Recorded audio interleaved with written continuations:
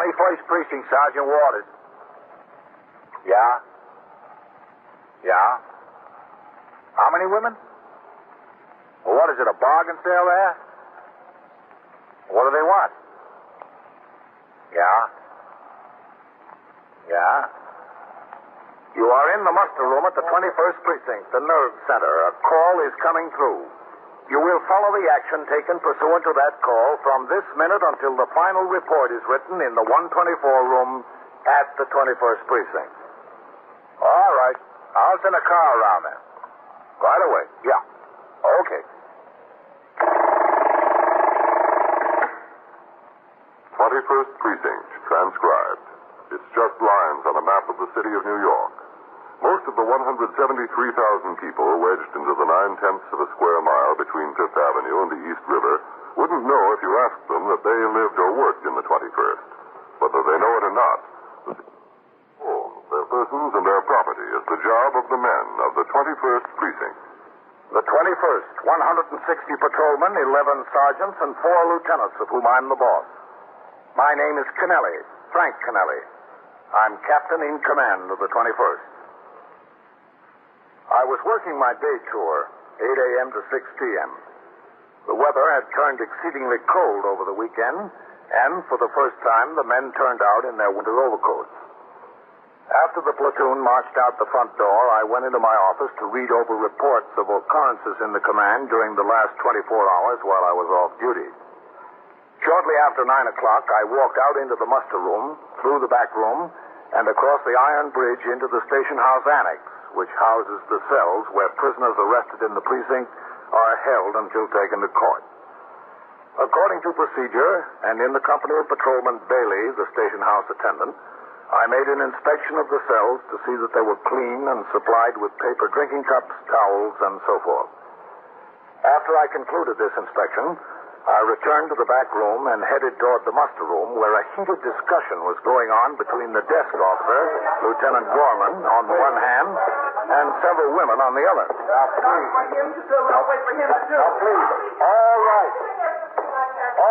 All right, ladies. What's the trouble, Sergeant? Please. I haven't been able to make it out yet, Captain. All right, now look. 21st Precinct, Sergeant Waters. All right. Now, wait a minute. Just wait a minute. One at a time. Means one at a time. What do you got, Red? Haven't found out yet, Captain. Now, one of you's got to do the talking. Who will it be? Mine's the most valuable. I'll talk plenty. Let it be me. All right. Now, wait a minute. You lady, what's your name? Me? Yes. Mrs. Perford. Mrs. Sarah Perford. All right. Now, let's let Mrs. Perfect tell what happened. And the rest of us will just listen. We'll all get our turns. All right? All right. All right, Mrs. Perfect. Well, he stole our fur coat. Who did? The furrier. What's his name? Audley. What's his first name? George C. How'd he come to steal your coat? Well, it's my... Wait a minute. Is he in business over on East 86th Street? Yes. Fern Hill Furriers? That's right. 738 East 86th Street. I had my coat in storage there since May, and I can't get it back. Neither can any of us, can we? That's right. Why won't he give them back to you? Well, he keeps saying he will. He never does. I've been trying for 2 weeks. 2 weeks? I've been trying for months. All right. Okay. Does he give any reason? Well, I had to have a new lining put in mine. He keeps telling me the material hasn't come in yet. Then he tells her the right fur isn't there yet. That's right. The sleeves were a little bit worn. He was going to get skins to match. I see. But mine was just being stored, and I can't get it back. And there weren't any repairs to mine, and he keeps stalling me. Well, what did he tell you? Well, he keeps telling me Just a minute. I'm supposed to do the talking. No, that's all right. I'd like to hear what he keeps telling us. Oh, well, excuse me. Well, he keeps telling me that he has much storage space business, that he didn't have enough room in his own vault to store the coats. So he had to send most of them over to a wholesale storage company.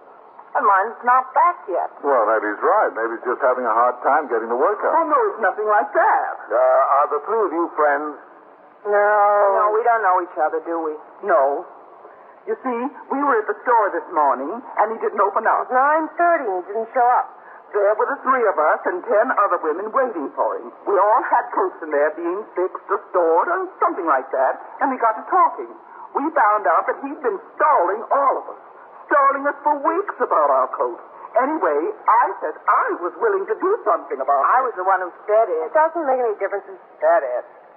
We decided to come over here and see if anything could be done about it. That's right. And what makes you think he stole your coat? If he didn't steal them, where are they? Well, the store is still there, isn't it? The store is still there, but he isn't. He didn't open up today. That's right. Yeah, all right. You're Mrs. Perfect. That's right. And you? Mrs. Tressiter, Mrs. Amy Tressiter. Miss Neal, Doris Neal, Niall. What kind of coat is yours, Miss Neal? Well, it's not a coat exactly. It's a jacket. Silver fox jacket. Mrs. Perfect? Mine's a coat. It might be only muskrat, but it's a full coat, and I paid $400 for it. Did you buy it there? I should say not. I bought it on Fifth Avenue. Oh, two. Yeah, what kind?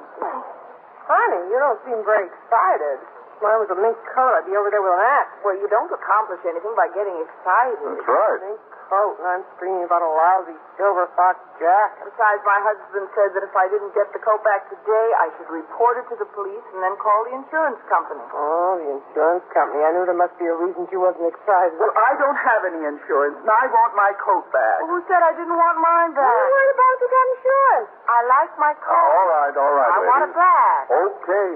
Look, I want you to tell me how come there was such a crowd there this morning. Well, he kept stalling and stalling us. And finally he told everybody Monday. Come back Monday morning and we could have our coats. Isn't that what he told you? That's right. And he didn't open up this morning. You can go over there now. I bet you there are at least 20 women hanging around the store outside. At least 20.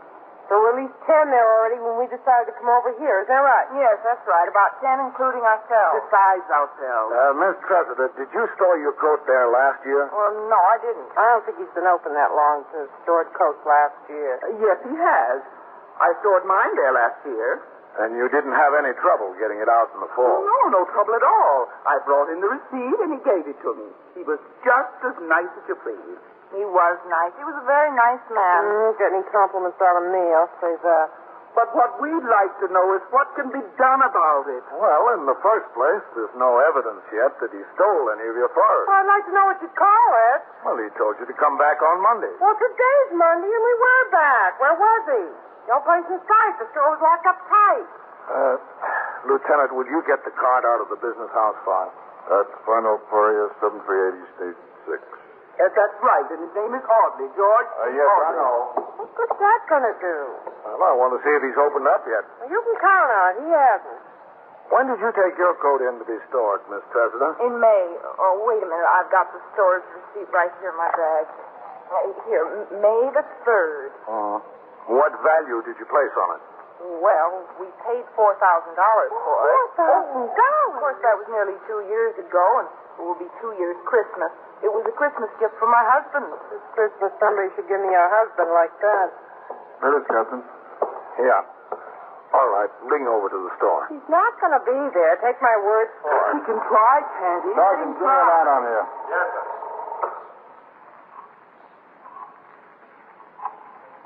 I don't think he'll be there. I know he won't be there. If he was coming, he'd have showed up by now. He's not coming. It's ringing. Could ring all day. This is all well and good, but it's not going to get my coat back. Still ringing. I want some actionable get action. That's what I say. Oh, we've got to have a little patience. When the wind is blowing and I got chills, I don't worry about patience. No answer, Captain. Home number listed there? Yes, sir. Try that. There's the lineup, Sergeant. Yes, sir. Did you say you have his home phone number there? Yes, that's right. Well, what is it? Well, I'm sorry I can't give you that information. Anybody's entitled to it now. We are, aren't we? After all, he's got a coat. It's ringing there. Well, just give us a chance, and we'll try to get it straightened out. That's what I say. A lot you've got to worry about. Hello? Is this the residence of Mr. George C. Audley? Yeah. Yeah? I see. Is he there? Oh, is that so? Yeah. Well, when was that? Did I? Well, what is it? Oh, he didn't. All right, thank you. Wasn't he there either? Woman said she was his landlady. Yeah? Wasn't he there? Mr. and Mrs. Audley rented a furnished room there. They moved out yesterday. Moved out? You see? Well, where did they go? I want to know what you're going to do about it. Now, just a second. Oh, it's awful. All right. Looks like you're right. Looks like Mr. Audley did skip. So what are we supposed to do? You know how I scraped to get that jacket? If you listen, I'll tell you what to do. Yes, sir. You go back through that door there and up the stairs to the second floor. You'll see the detective's office up there. You go right in and they'll take care of it. Will they be able to find him? They'll try. That's not the important thing. Will they be able to get our coats back? You make a complaint up there and they'll handle it. Is there any particular detective we should see, or is just one as good as the other? They'll tell you who to see. We are not getting the runaround now, are we? Because my husband works for the city, and he knows a few people, you know. The detectives will handle it. You just go on upstairs. We might as well. Detectives are higher than them, anyway. On the second floor? Yes, that's right. Well, we got to lose. Get our coats. Who's passing upstairs, Sergeant? Jana, Lieutenant. Well, I hope he likes to hear women talk. At least he ought to be used to it. He's got 4 daughters. Oh, is that so? Hold on. Lieutenant, Yes. Coley ringing in. He's on post up there on 86th Street. He says there's about 15 women congregating around that floor shop. He said they're boiling, every one of them. Yeah. He says he's afraid they'll break in the door. He can't handle them alone. All right, send a car around to help and get it straightened out. Yes, sir. I'll send a car to give you a hand. You ought to put someone on a fixer up there, Ren. We're awful short today, Captain. Yeah, I know. I could double up post 3 and 5 and send Cale up there. All right, try that. I would leave a school crossing open this afternoon, though. Well, things will probably quiet down by then. Yes, sir, probably. 21st Precinct, Sergeant Waters. Oh, yes, sir. Hold on a second. Hey, the detectives, bring it down, Captain. Lieutenant King wants to talk to you. All right, I'll take it here. Yes, sir. 21st Precinct, Captain Kennelly. This place has turned into a hen house, Captain. Yeah, I can imagine. They're all cackling, too. Well, just get their coats back, Matt. That's all it'll take. Believe me, you're going to try. Look, can I have that home address on Audley? I want to send a man up there to check him out. Oh, yeah, sure. Give me that card, Ren. Listen. Matt, Yes, Captain. the home address is 63 West 79th Street. Yes, sir. And the phone over there is Academy 2 3598. 3598. Yeah, but he's supposed to be gone from there. Yes, so the ladies told me. Thanks, Captain. Okay, Matt. You think the detectives will get any results, Captain? Well, Ren, I know they're going to try. You are listening to 21st Precinct, a factual account of the way police work in the world's largest city. Now, back to 21st Precinct and Captain Kennelly. A serious crime or an unusual occurrence seldom results in a shortage of personnel in a precinct command because in such instances the inspector commanding the division, the borough commander, or the chief inspector will order men into the troubled area for temporary duty from other commands. The real pressure for manpower comes when a multiplicity of small everyday occurrences within the precinct requires the force to be thinly spread. Such was the case on this day when 3 patrolmen were in court as witness duty, 1 went sick, 1 had a prisoner in custody while he was questioned by detectives, and 1 was assigned to a fixed post to prevent angry women from breaking into a door and show windows of a furrier shop. Out on patrol about an hour later, I rode by the closed shop. The patrolman assigned there on a fixer had the situation under control, still gathered on the sidewalk. They had been told to take their complaints to the detectives. I instructed the operator of my car to pull into a parking space down the block, and I walked back toward the furriers. As I approached a luggage shop several doors from the place, I saw the proprietor standing in the doorway. Oh, Captain Kennelly. Oh, hello, Mr. Thompson. Well, how do you like this? Oh, it's not good. Some reputation the merchants on the block can get from one rotten apple. Well, I know it doesn't help. You know how business has been with me this morning? Terrible. I attribute it to this. You know, something like this can run all the customers to the department store. Yeah, well, it's too bad. And he's not such a bad guy, George. He's a pretty nice guy, as a matter of fact. He's a good friend of mine. We had lunch together all the time. Now, we tell each other our troubles. But I didn't think he was in such bad shape as this. I had no idea. Well, what did he do with the ladies' coats anyway, Captain? Do you know? Not yet. Not exactly. Well, I'd better see what's going on there. Oh, Captain. Yeah. Look, like I said, George is a good friend of mine. I know him since he opened up the shop there. You know, nothing social, just business acquaintances. Well, I think I know what his trouble is. What? Well, it's three troubles, really. He likes to play the horses, he likes to drink, and he likes women. You think that explains it? Well, it explains a lot. He had a good business there, and there's no competition within blocks. He could have done all right, fine. Wine, women, and horses. You can chalk it up to that. Yes, most likely. Look, Captain, what can happen to him? I mean, is he really in big trouble here? Not if these customers get their coats back. Well, there's no law against closing up the store if he wants to, is there? I mean, he can do that. He can go out of business anytime he wants. He can, if he didn't convert other people's property. Look, Captain, you want to know where he is, don't you? Yeah? Mm-hmm. Well, if I tell you won't let him know, will you? I don't want him to think that I turned him in, that I was disloyal. But I think it's for his own good. He's got to get straightened out. That's right, he does. Where is he? Well, he's around the corner there in the bar and grill, just around the corner. Can you come and point him out to me? Well, look, Captain, I told you I didn't want to get involved. I didn't want him to think that I had anything to do with him being turned in. Oh, just through the window. You don't have to come into the place. Well, all right. Just a second. I want to tell my partner I'm going. Okay. Charlie, I'm going around the corner for a minute. I'll be right back. You know what it is, Captain? It's another story of a good guy gone wrong. That's all there is to it. Did you see him this morning? Yeah. He called me up in the store. He said to meet him in the bar and grill. He didn't dare come near his place with all the women around. Uh-huh. Well, I went there, and he poured his troubles out to me. Captain, the guy's really in a jam. He wants to do the right thing. I know that. He wants to. He told me that. And why is he planning on skipping town? Oh, I didn't know he was planning on skipping town. He moved out of his flat yesterday, left no forwarding address. The landlady thought that they were going to Chicago, he and his wife. Okay.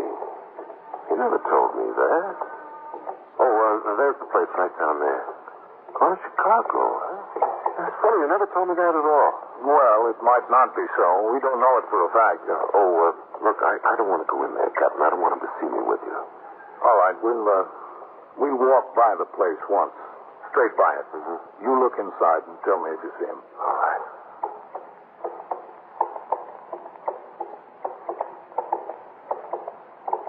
Well? Yeah, I see him. He's in the second booth toward the window there. All right, Lou. Thanks. Oh, Captain, please. Don't tell him it was me that turned him in. You know, friend's a friend. I think I'm doing it for his own good. You agree with me? Yes, I agree with you. Yeah, well, I better get back to the store. Go ahead. Yeah, I'll see you, Captain.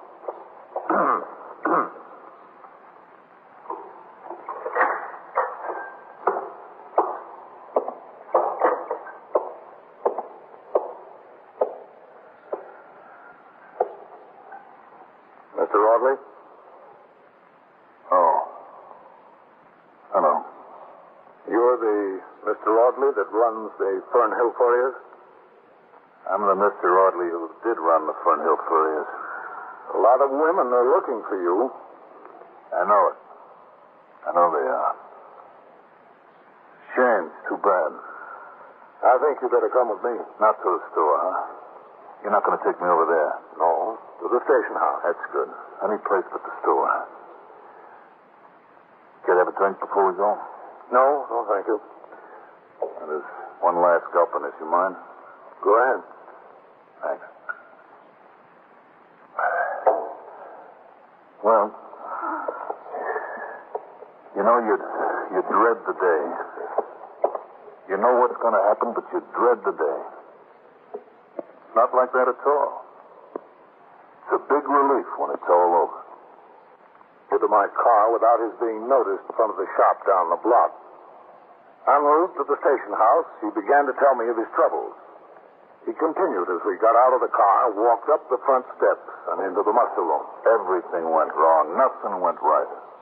Right here, Mr. Audley. Oh, Captain. Fred, this is Mr. George Audley. Man has been causing a revolution, huh? Well, I didn't know it was that bad. You didn't? It's been like ladies' night in a Turkish bath around here. Red, are there any complainants upstairs in the detectives? According to my last census, Captain, there was 7 steaming mad females up there, all with murder in their hearts. Can imagine. Red, ring upstairs to Lieutenant King. Tell him I've got Mr. Audley and I'm taking him into my office. Yes, sir. Thanks, Captain. No, thank you, Sergeant. Yes, sir. I've got to protect city property as well as you. This is Lieutenant Gorman. Let me call Over you, here. Lieutenant King. I guess I'm pretty much city property now, too, huh? Yeah, pretty much. Inside. All right. Sit down over there, Mr. Audley. Thank you. Right here? That's fine. I suppose I'm entitled to get a lawyer. Oh, sure. You're entitled to a lawyer. I don't know how much good it'll do me. I don't have any money for one. Oh, what a mess. What a mess I got myself into. Well, if you'd give these women back their furs, it wouldn't be so bad. I'd like to, Captain, believe me, but I can't. I'd sure like to. Yes? Lieutenant King. Come in, man. Hello, Captain. Hello, man. So this is Mr. George Audley. Yeah, that's right. I'm Lieutenant King. Glad to know you. I don't know whether I can say the same thing. I sure heard a lot about you this morning. I can imagine. Where have you got all these ladies' coats? Well, that's just it. I don't have them. Well, what did you do with them? Well, last spring, when the weather began to get warm and they didn't need their fur coats anymore, the customers started to bring them in for storage and for repairs. Yeah? Well, it so happened that at that time, last April and May, I was in desperate need of money. So instead of storing them, you sold them? No, not right away. I had every intention of giving the women back their coats. Every intention in the world. When I first started, I pawned them. I took them around to different shops, and I got loans on them. You were going to redeem the loans in time to have the coats ready for the women in the fall? Yeah, that was my intention. What'd you use the money for that you got from pawning the coats? Oh, fish and debts, and my rent. And to bet on the horses? A little bit. You know it's more than a little bit. All right, I bet on them a lot. How many coats did you pawn? Oh, I don't know. It's been about 100, 125, maybe 150. That you pawned? Yeah, that's all I pawned, but, you know, I sold some outright, too. Oh, did you? Yeah. See, along about the middle of May and the 1st of June, things got really bad. I mean, terrible. No favorites for winning. Well, the favorites were winning all right, but when they won, I wasn't on them. How many coats did you sell outright? 75, 100. Who'd you sell them to? Other furriers. What'd you tell them? I told them the customers left the coats with me to be sold.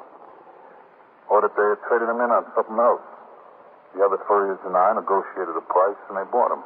How much money was involved altogether? Any idea? Yeah, I got an idea. Something like $20,000.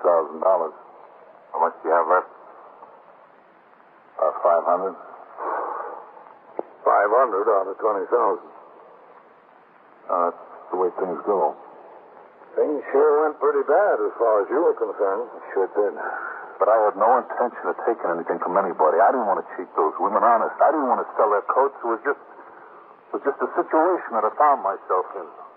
I was desperately pressed for money. You got no idea. Yeah, sure I don't. I was being squeezed from all sides. No, you haven't seen any squeezing yet, Mr. Audley. The worst of it is just about to start. Yeah, I know. $20,000. But it was my intention to make every penny of it good, to give every woman back her coat. That might have been, as long as you were pawning them. You might have had the intention to redeem them in time for this fall. When you began selling them outright, that intention went out the window. What did you expect to tell all these women when they presented their receipts and wanted the coat? I don't know. I expected to have the coats, that's all. I always expected a windfall. I expected something to happen. I don't know what. If you sold most of the coats outright, what were you going to tell the women in those cases? I don't know. I got no idea. I'd have told them something. I'd have stole them off, I guess. That's all. Why'd you keep the store open so long? You knew you were in a big jam in the middle of the summer, didn't you? Yeah, sure, I knew it. You moved out of your room, you and your wife. That's right.